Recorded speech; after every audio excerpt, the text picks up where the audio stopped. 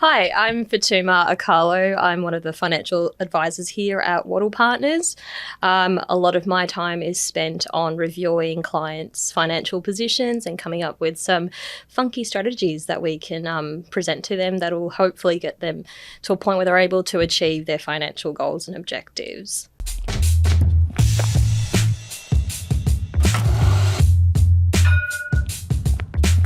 Hi, I'm Owen from Rask Australia. Thanks for tuning in to the Rask Network. Before we get into today's show, there are a few things we have to go over. Firstly, what you're about to hear and see is limited to general information only. It's not personal financial advice like you get from a financial planner. Also, it's important to remember that past performance is not indicative of future performance. That means that anything that's happened in the past, or we say today, is not necessarily going to reflect what happens in the future. Lastly, please consider that any of the guests or myself featuring on this program may have a financial interest in some of the products or shares mentioned. That's enough from me. I hope you enjoyed today's program. Welcome to today's episode of the Australian Finance Podcast. I'm your host, Kate Campbell, and today I'm here with Fatuma, who's one of the financial advisors at Wattle Partners that work in the same office as us. So we've got to know each other a little bit over the last few months, and she has a really interesting story to tell about her own journey with money, some of the things she's learnt over the years, and her own relationship with spending and saving and working towards her own investment goals, but also insights from working with clients and seeing a different perspective and how they manage their money and come to solutions and work towards their own goals. So Fatuma, thank you so much for joining me on the show today. Thanks for having me, Kate. Now, it's your very first podcast, so I will try not to put you on the spot and hopefully you have a great experience. But I want to go back to where your story with money began. Stems from, yeah. Yeah, because you have had a really interesting journey, and wherever you want to start, we can go from there. Well, let's see how far back we want to go. So a bit of a background. I am a first-generation Australian. My parents were both refugees who migrated to Australia back in the late 80s. So as new arrivals, they, were working in factories. So, for us, money was more of a mechanism for meeting living costs and, making sure we made ends meet. And that was really, that was the initial lesson that I had when it came to, finances and budgeting and cash flow and all that. And just even a point of, culturally as well, my background's Ethiopian. And my parents are from two different ethnic groups, one of which really focuses on not necessarily, maintaining wealth to oneself. It's a distribution of wealth. And so the way that I was brought up was that whatever's yours is also to be shared with others who need it too. So I really had to kind of learn and understand how that applied in the Australian context, I guess, because we have a really different behaviour when it comes to wealth and money, where it's about, trying to accumulate and trying to secure our future. Whereas I had a very, very opposite. It was quite short-sighted in the way that my parents dealt with our finances, given the situation we were in.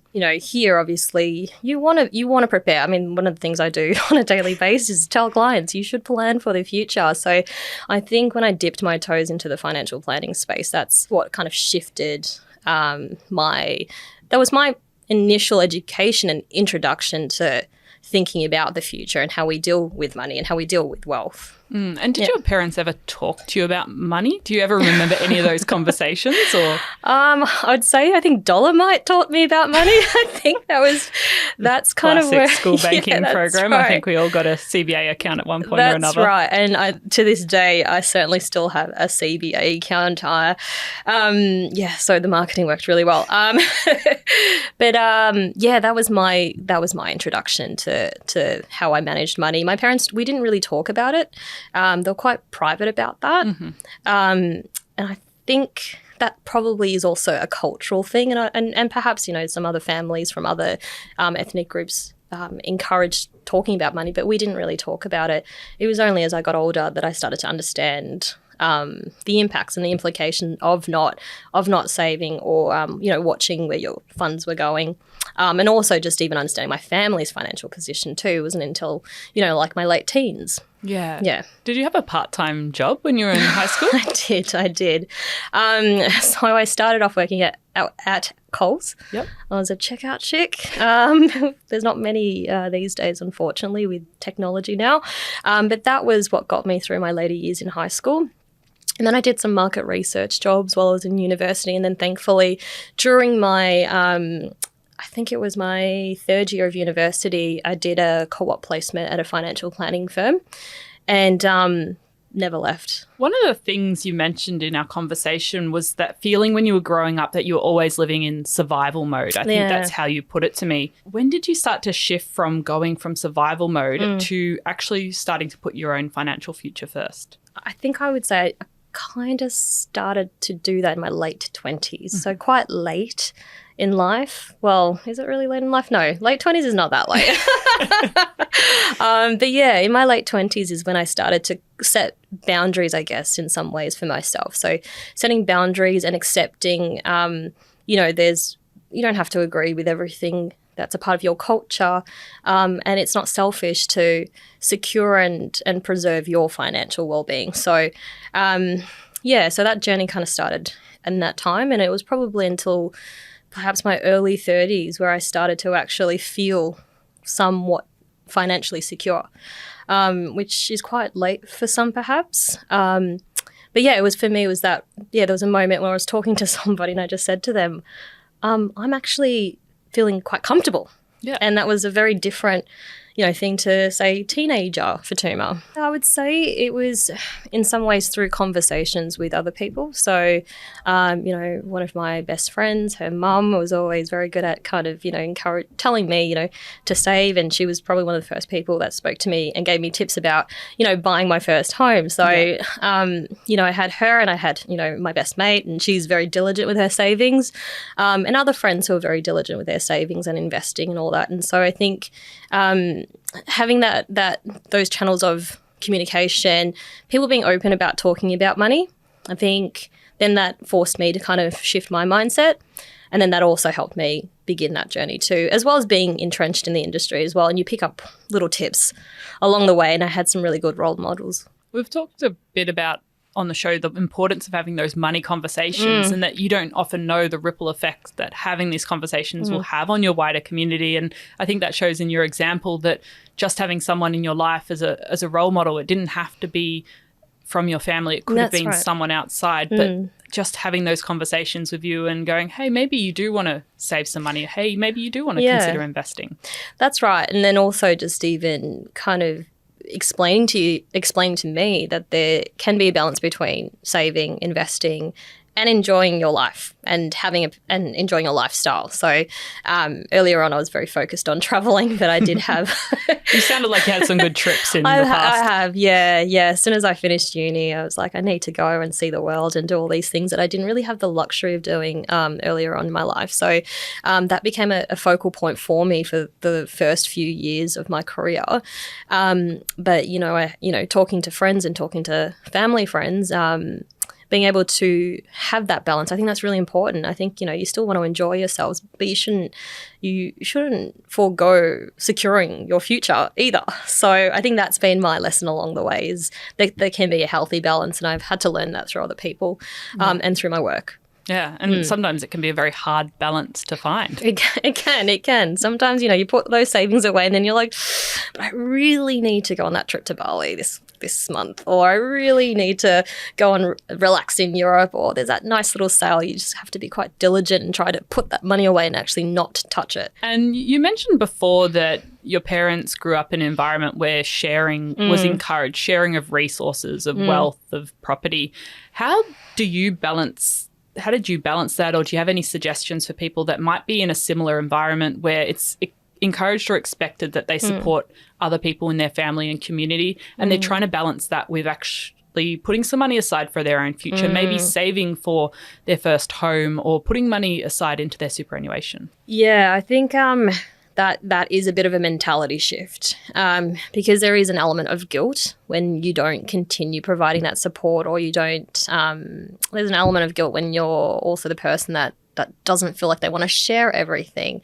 And I think you've got to change that mindset. It's about understanding that, yes, you can help, but you also need to make sure you're helping yourself too. I think, I don't know if it was you that said this to me, but it's like, when you're on a plane and they tell you to put the oxygen mask on first before you then go and put it on somebody else. So I think that really resonates with me. And I think that's the way to go, where you've got those competing obligations. Yeah, because you mentioned to me having those conversations about boundaries was quite difficult. Exactly. Yeah, exactly. Setting those boundaries for yourself and accepting that those boundaries doesn't mean that you're being selfish, but it's a way to kind of preserve where you're headed to, but then also making sure that there is some allocation there to family members too. So it's just finding that balance and being vocal about those boundaries. When you first brought in those boundaries, were there any challenges in your family community relationships? No, thankfully not. Well, with community, there's always community perceptions of people, and I don't really feed into that. But within my family, they were very supportive. They understood that where I could help, I would help. And, also the fact that I wanted to, buy my first home and invest, they were very encouraging of that too. So, no, we've had a really healthy balance, and I think it's actually even prompted throughout the years, it's prompted my parents to start having conversations with me about money alongside other community members. So it's been really great seeing them kind of come to me and ask me questions around superannuation and investing, and that's really kind of hopefully opened up their eyes to the way that they kind of balance that community and that investment, wealth accumulation part of their life too. Something as simple as, superannuation, we all have it, regardless of what industry you work in. There's that a large pool of fund being set aside for your retirement. And a lot of people don't understand the purpose of that and what that means and how important it is. So, where I can, I want to empower people within my community with that information. And knowledge is power. Knowledge is power, exactly. What inspired you after high school to go on to become a financial advisor? Because you mentioned being in the industry for a long period of time, and not everyone in year 12 goes, hey, I want to be a financial advisor. I wouldn't say it was a natural transition into financial planning. Perhaps it may have been like that for some. I actually initially wanted to be a human rights lawyer. Different. Quite different, very different, I think. But the core thing there was really about helping people. So I did have an interest in economics too, and I kind of ended up down that economics and finance path in the end, and I really wanted to focus my career on an industry in which I would be able to help people, would be able to share information and empower people. So that's kind of how I ended up in the financial planning sector. And how do you think this journey of becoming a financial advisor and talking to clients about their financial goals and aspirations on a daily basis has impacted your own financial journey? Certainly experiences that they've had that has resonated with me. And I think that's made the conversations with certain clients easy. The points around, some people come to you and they think that it's too late to change their financial position or their wealth. And that resonated with me because like I said earlier on, I thought, in my late 20s is when I started to really get into that. And being able to connect with that conversation with the clients has really helped me. Because I know you're quite big on showing that financial advice isn't just a cookie cutter thing. It is customized to the individual. That's right. Financial advisors don't all look the same either. No, they don't.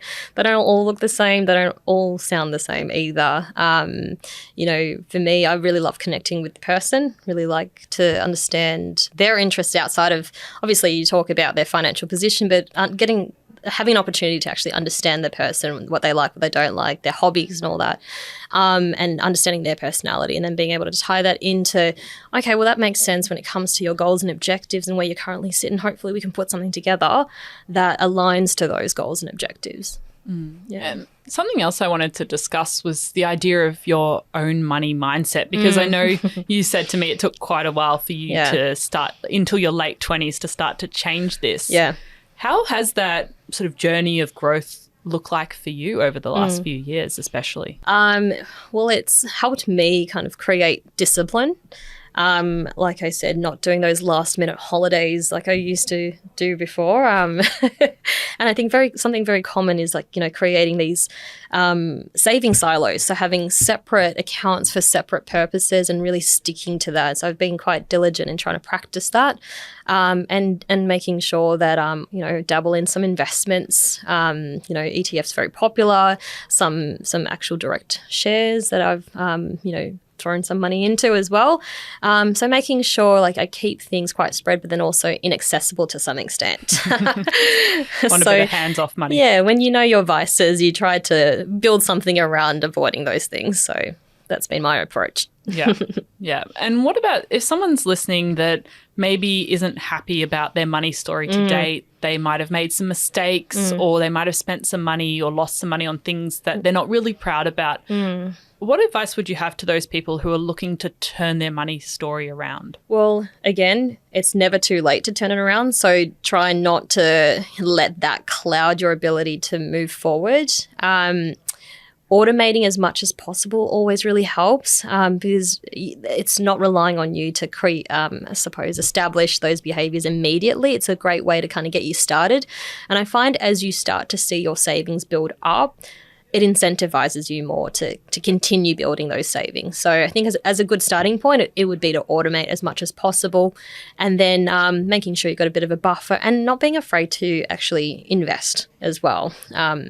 Whether it is you go out there and buy your first ETF, dip your toes in it a little bit, and then just, then gradually put some more and more into that.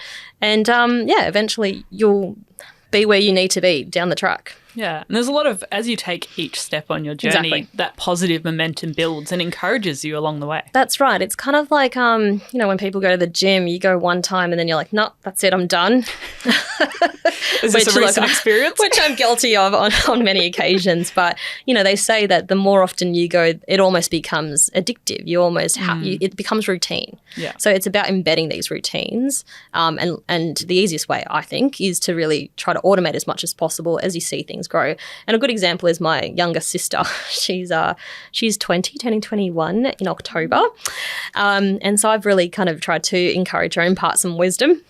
Because we didn't have, like I said, we didn't have these conversations when I was younger. So I've been trying to impart as much as possible to my younger siblings. I've got a brother and another sister as well. And, I love my brother asking me questions about investing, and he's, looking to buy his first property, and he's in his, mid-20s.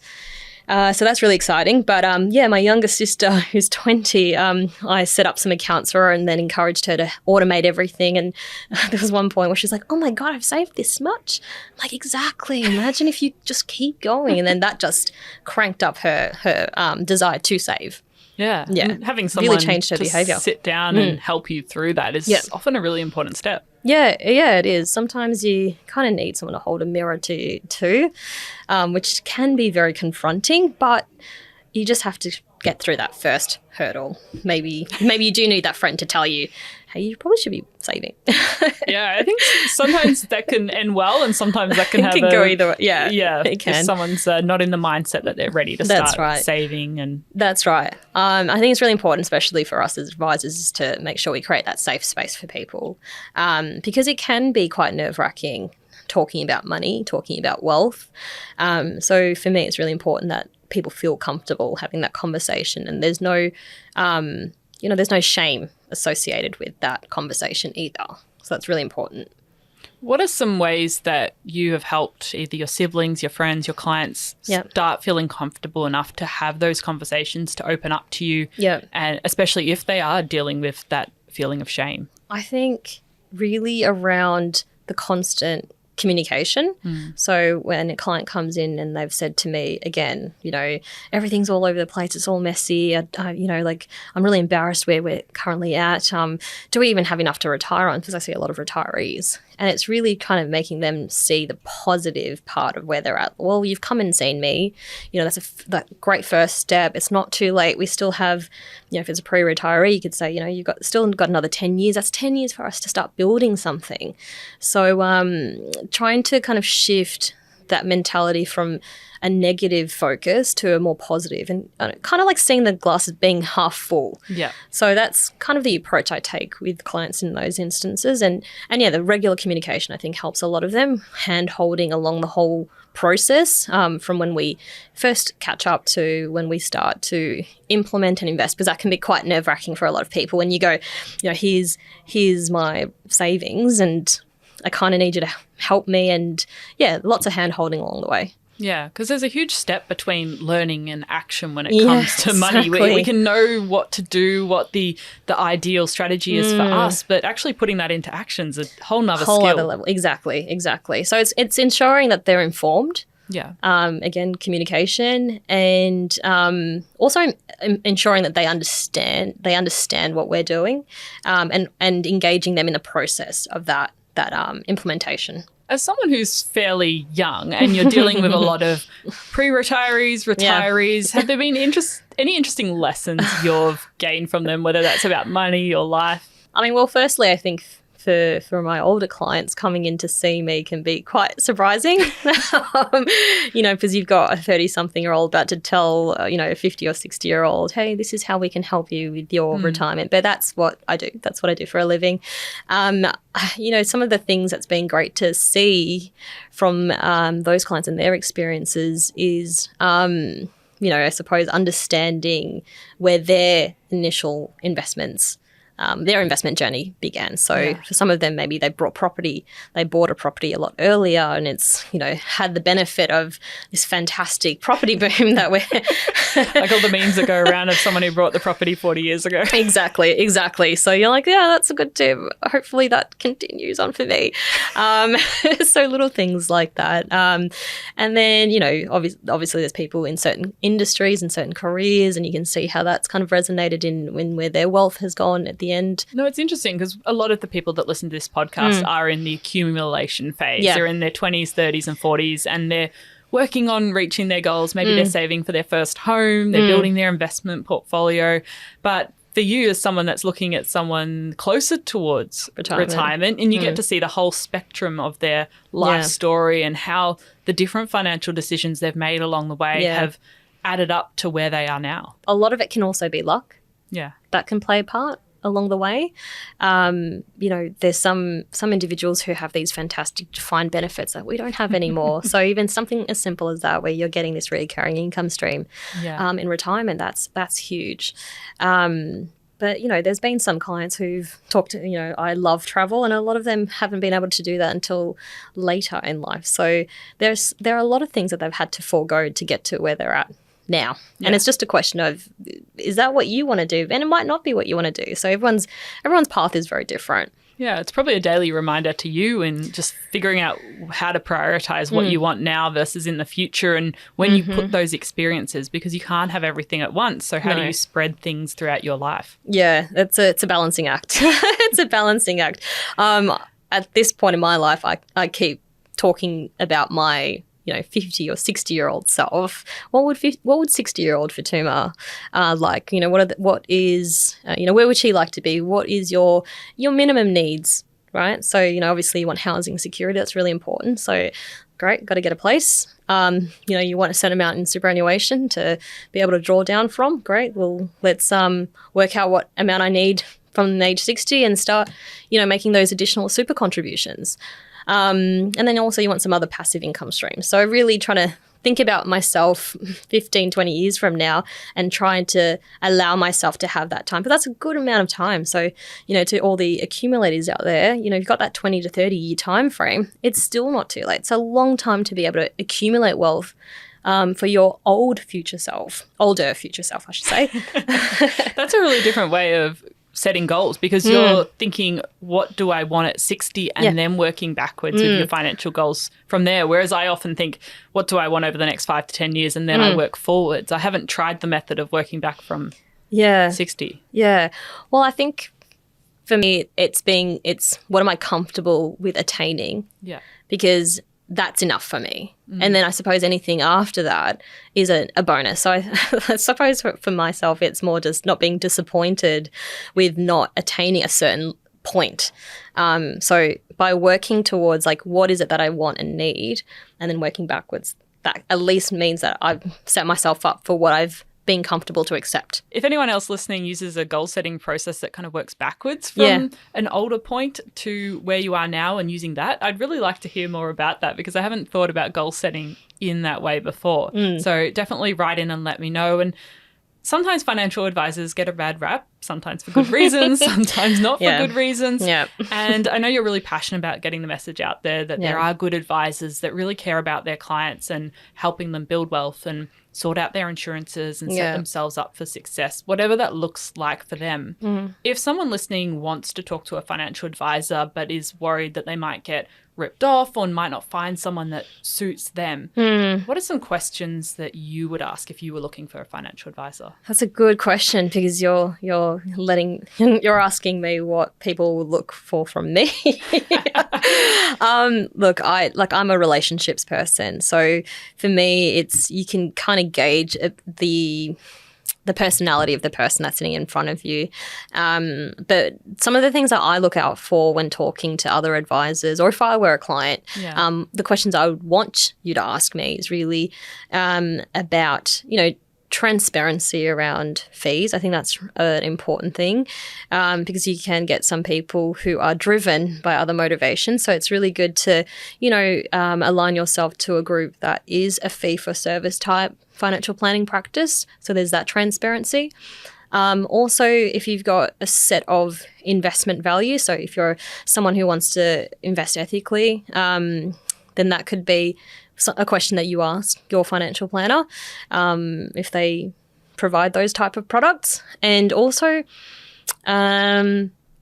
perhaps those that aren't trying to product flog. I think that's really, really important. But yeah, I would say overall, it's just really have the conversation, see how much they tell you.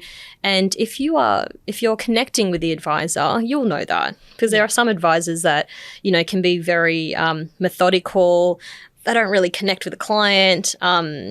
And some people love that, and that's great. And then some others prefer to actually create that emotional connection, that relationship connection with their advisor, because you can be part of some very intimate situations, where family members pass away. You're assisting with assisting a widow with superannuation or other investments that they've never had to really manage. So making sure that that person is someone you feel you can connect to and you can open up to. It's about people reading, I guess, to some extent, because we can, everyone can kind of say the same thing. It's really just about, how do you feel about the person and, fees and all that.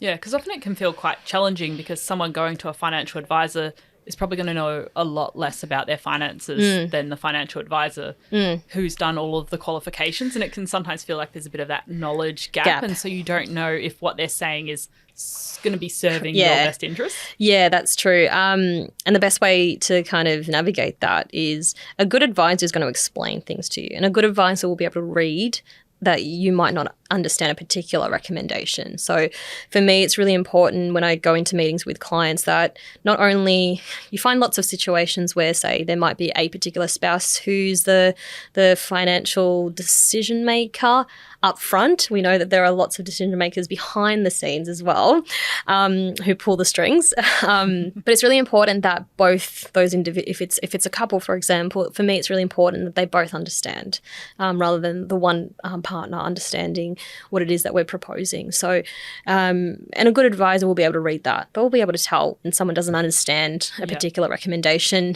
because clients won't ask questions. They'll, you present and they will just go, yep. And then, okay, well, do you understand what we're doing or why we're doing it? I want to make sure that you're aligned to this too. Yeah, I think that's important, that you can ask questions and feel like you're getting an answer that you understand. Exactly. And they're not talking down to you or using a lot of jargon. They're actually getting to your level and helping you understand, because all of us want to get better at managing our finances.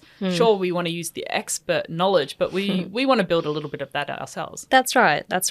And someone who understands what they're talking about can explain it to any audience, really. So that's probably a key giveaway too. If they're using a lot of jargon, they're doing it deliberately to confuse you. Yeah. Now, one of the questions I had to finish up today's conversation was if you could go back in time and teach 18-year-old Fatuma something about money today, like what would you want to tell her? What would you want her to know? There's a couple of things I'd probably tell my past self, which is travel in moderation, firstly. And I think, again, like it seems like such a simple thing to do, but but not everyone knows it. But the fact of, siloing each of your savings, giving them particular purposes, I just didn't really grasp that, I think, back then. So, I've had to kind of learn that a lot later, and it seems like such a basic thing to understand. So I'd probably tell my 18-year-old self to do that. And probably speaking to more people. I wish I had actually spoken to more people, and I wish we were more transparent with those conversations too, because, like you said, knowledge is power. Information gathering is power too. So, I wish there were podcasts like this back when I was 18. That would have helped too. Yeah, amazing. And you're going to be coming on the road with us for some of our Rask Roadshow events later this year. So if you see Fatuma in some of our events over August, September, October, definitely go up and say hi. You can ask her all those juicy finance questions because she is a financial advisor, though she can't provide you personal finance advice on the road. And what's the number one lesson you want to leave listeners with from today's conversation? Oh, okay. What lesson would I like to leave you all with? Again, I think conversations, talking to each other and trying to, not being comfortable to open up about finances and to empower and equip other people also. Having that privilege of family, friends and friends sharing that information to me, it's been to no detriment to them. So if you can empower somebody and get them on their financial journey too, whether it be listening to this podcast and encouraging a friend to also listen to this podcast, that could be a huge thing for them. It's probably the lesson I would leave. Find ways to lift everyone up around you. Exactly. Wonderful. Well, if listeners want to get in contact with you and Wattle Partners, there is a link in the show notes that they can fill in a form and get in contact. Otherwise, look out for Fatuma on our roadshow. Go say hi, and thank you so much for coming on and joining me for your first ever podcast. I know. Oh, gosh. Thank you so much. It's been a pleasure. You managed to get through it in one piece. I did. Yes. All right. Thanks for listening, everyone.